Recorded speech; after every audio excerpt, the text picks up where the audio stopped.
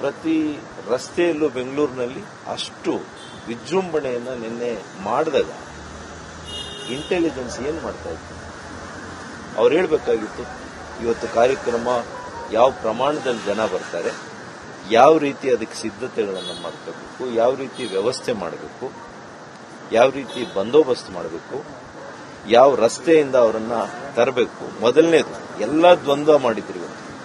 ಮೊದಲು ಹೇಳಿದ್ರು ಪ್ರೊಸೆಷನ್ ಮೂಲಕ ರೋಡ್ ಶೋ ಅಂತ ಹೇಳಿದ್ರು, ಮತ್ತೆ ಹೋಮ್ ಮಿನಿಸ್ಟರ್ ರೋಡ್ ಶೋ ಇಲ್ಲ ಅಂತ ಹೇಳಿದ್ರು, ವಿಧಾನಸೌಧ ಮುಂದೆ ಅಂತ ಹೇಳಿದ್ರು, ಆಮೇಲೆ ಚಿನ್ನಸ್ವಾಮಿ ಸ್ಟೇಡಿಯಂ ಅಂತ ನಮಗೆ ಗೊತ್ತಿಲ್ಲ. ಇನ್ನು ಸಾಮಾನ್ಯ ಜನರಿಗೆ ಹೇಗೆ ಗೊತ್ತಾಗುತ್ತೆ ಎಲ್ಲಿದೆ ಏನು? ಎಲ್ಲ ಸಂಬಂಧಪಟ್ಟಂತ ಮಂತ್ರಿಗಳು ಹೋಗಿ ಆಟಗಾರರ ಹತ್ರ ಫೋಟೋ ತಗೊಳ್ಳೋದು, ಸೆಲ್ಫಿಗಳು ತಗೊಳ್ಳೋದು, ಅವ್ರ ಮಕ್ಕಳನ್ನ ಪರಿಚಯ ಮಾಡೋದು. ಅದಕ್ಕಿದೇನಾ ಇವತ್ತೇನ ಸಮಯ? ಇನ್ನೊಂದು ವಾರ ಆಗಿದ್ರೆ ಆಗ್ತಾ ಇರ್ಲಿಲ್ವಾ?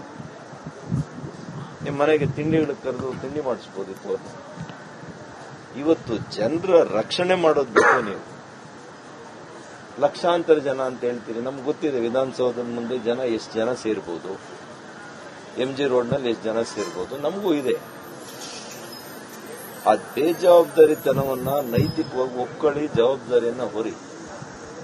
ಇವತ್ತು ಈ ಸಾವುಗಳಿಗೆ ನೇರ ಕಾರಣ ಅಂತ ಹೇಳ್ಬೇಕಾಗ್ತದೆ ಈ ಸರ್ಕಾರ.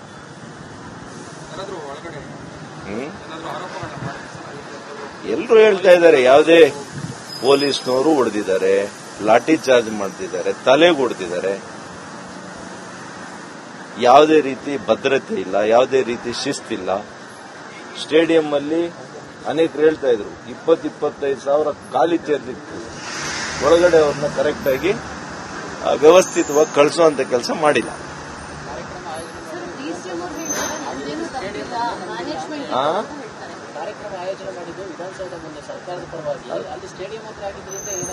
ಅಲ್ರಿ, ರೈತರು 100 ಜನ ನಿಮ್ ವಿರುದ್ಧ ಹೋರಾಟ ಮಾಡೋದಕ್ಕೆ ಪರ್ಮಿಷನ್ ಬೇಕು.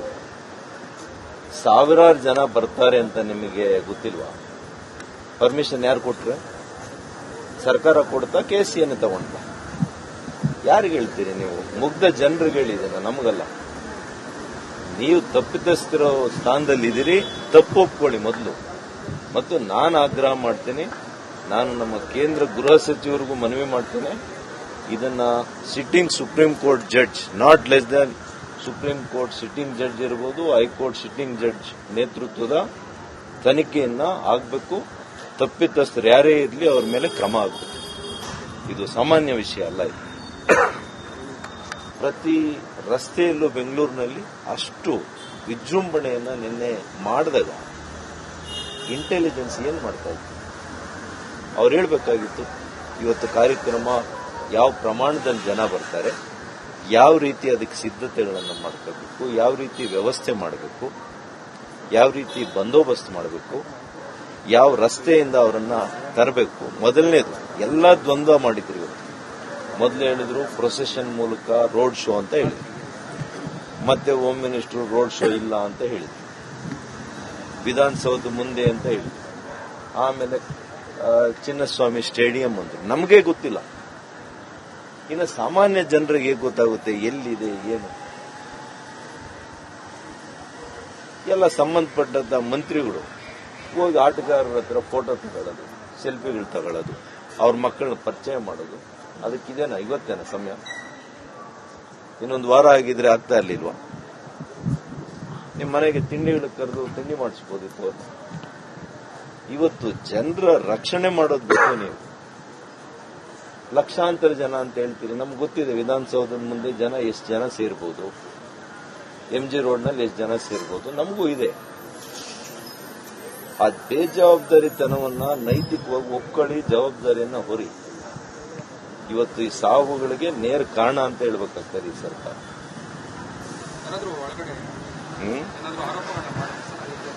ಎಲ್ಲರೂ ಹೇಳ್ತಾ ಇದ್ದಾರೆ, ಯಾವುದೇ ಪೊಲೀಸ್ನವರು ಹೊಡೆದಿದ್ದಾರೆ, ಲಾಠಿ ಚಾರ್ಜ್ ಮಾಡ್ತಿದ್ದಾರೆ, ತಲೆಗೆ ಹೊಡೆದಿದ್ದಾರೆ,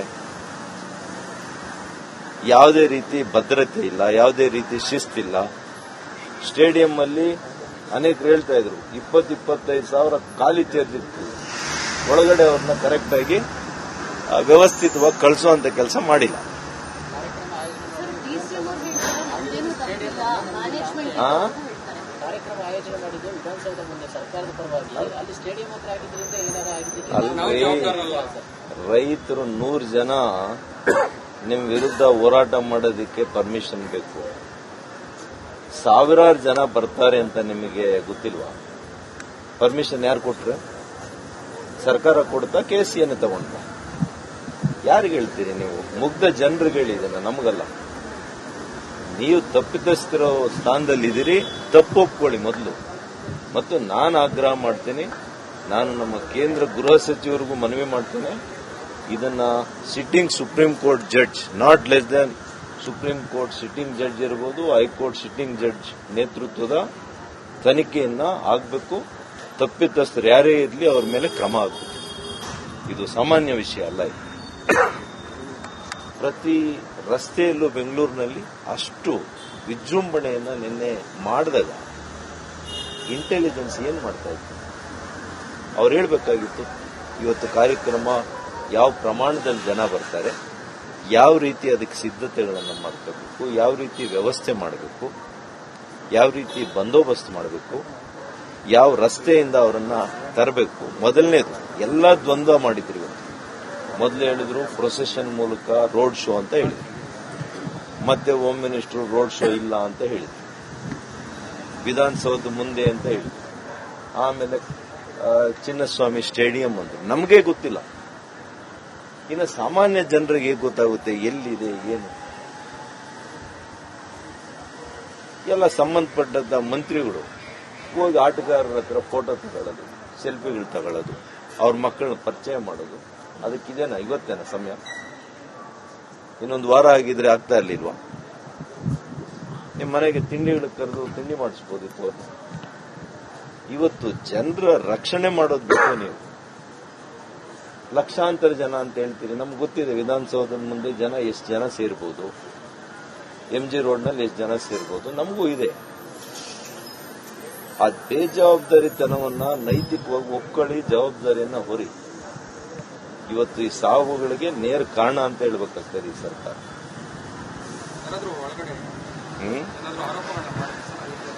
ಎಲ್ಲರೂ ಹೇಳ್ತಾ ಇದ್ದಾರೆ, ಯಾವುದೇ ಪೊಲೀಸ್ನವರು ಹೊಡೆದಿದ್ದಾರೆ, ಲಾಠಿ ಚಾರ್ಜ್ ಮಾಡ್ತಿದ್ದಾರೆ, ತಲೆಗೆ ಹೊಡೆದಿದ್ದಾರೆ, ಯಾವುದೇ ರೀತಿ ಭದ್ರತೆ ಇಲ್ಲ, ಯಾವುದೇ ರೀತಿ ಶಿಸ್ತಿಲ್ಲ. ಸ್ಟೇಡಿಯಂ ಅಲ್ಲಿ ಅನೇಕರು ಹೇಳ್ತಾ ಇದ್ರು 20-25 ಸಾವಿರ ಖಾಲಿ ಚೇರ್ದಿತ್ತು, ಒಳಗಡೆ ಅವ್ರನ್ನ ಕರೆಕ್ಟ್ ಆಗಿ ವ್ಯವಸ್ಥಿತವಾಗಿ ಕಳಿಸುವಂತ ಕೆಲಸ ಮಾಡಿಲ್ಲ.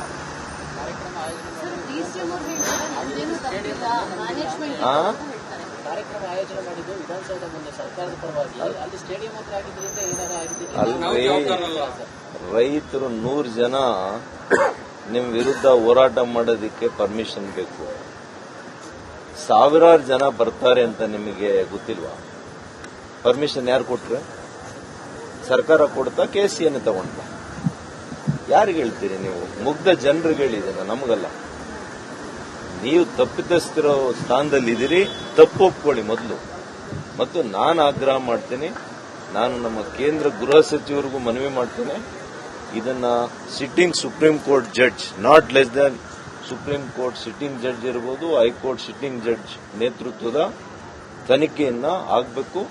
ತಪ್ಪಿತಸ್ಥರು ಯಾರೇ ಇರಲಿ ಅವ್ರ ಮೇಲೆ ಕ್ರಮ ಆಗಬೇಕು. ಇದು ಸಾಮಾನ್ಯ ವಿಷಯ ಅಲ್ಲ. ಇದು